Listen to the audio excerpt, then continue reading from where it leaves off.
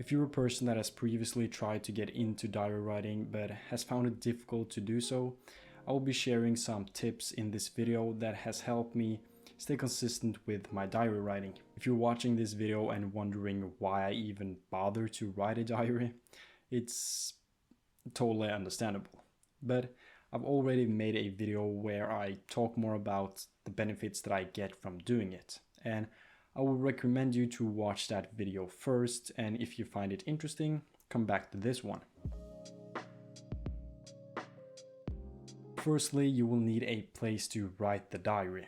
And when I first started, I was using a traditional notebook like this one, where I wrote everything down. But after a while, this became a very boring and time-consuming process, since it meant that I had to write everything down with a pen and paper. Now, however, the process is slightly different, and instead of using a traditional notebook, I instead use my phone. And I know this can seem odd to some people, but for me it has made the process a lot more enjoyable and less stressful. Since I use my phone, my daily diary writing doesn't depend on me having my notebook with me all the time. And this means that I don't have an excuse if I'm, for example, on vacation and have left the notebook at home.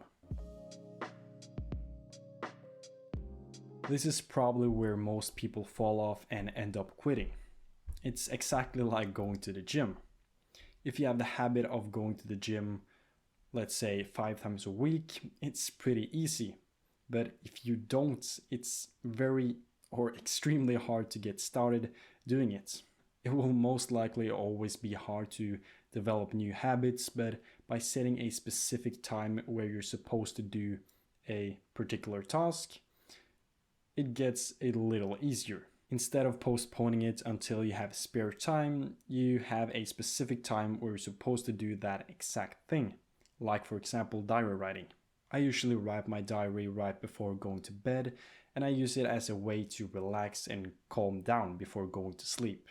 When you have established to yourself that you're going to do a particular task at 8 o'clock and stick to it, it's more likely that you will develop this as a habit. I always start my diary by writing what date, month, and year it is. Like this. This may seem unimportant at the moment, but it makes it a lot easier to keep track of everything in the future if it's well organized. On top of this, I like to label each day with either a red, yellow, or green marker. This is so I can see whether or not I'm done writing something or not. It just makes it a little easier to keep track of what you have and haven't finished writing. Personally, I like to write keywords throughout the day so that I know what I've been doing. Let's say that I've done 3 major tasks throughout my day at work, and while doing them, I wrote them down. When the time comes to finally write the diary, I know exactly what I'm going to write about and in which order. And by doing this, I avoid spending a ton of time trying to recall what happened. The way I write my diary is pretty simple. I start by writing what I did right after waking up and end it by writing about what I did right before going to sleep. And in between these two, I write whatever I was doing in chronological order.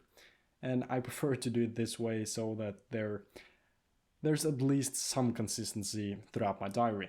Even though it's a pretty simple setup, it can get surprisingly long depending on the day. And don't take me wrong, it's not just about what I do every day, but about what I think and feel about what has happened. And on a typical day, I can write anything between 500 to 1,000 words. Last but most importantly, you will need to have a place to store your diary. This is one of the main reasons why I choose to do it on my phone. If I did it in a traditional manner by writing it in a notebook, I would end up with a ton of books after a while. At the same time, books aren't the most secure way to keep something safe. And since I'm going to do this for a long time, I want the older diaries to be just as readable as the newer ones. Pages get damaged and ink slowly fades over time. Traditional notebooks are also exposed to different types of damage like water and fire. Therefore, it's very calming to know that the diary and all the data is safely and securely stored to a cloud. If you've ever wanted to start diary writing in the past but haven't gotten around to try it or have simply just stopped doing it, I would definitely give these tips a try to see if this really is something for you or not. Hopefully you enjoyed this different type of video and at least got something out of it or learned something new. And I'll see you in the next video.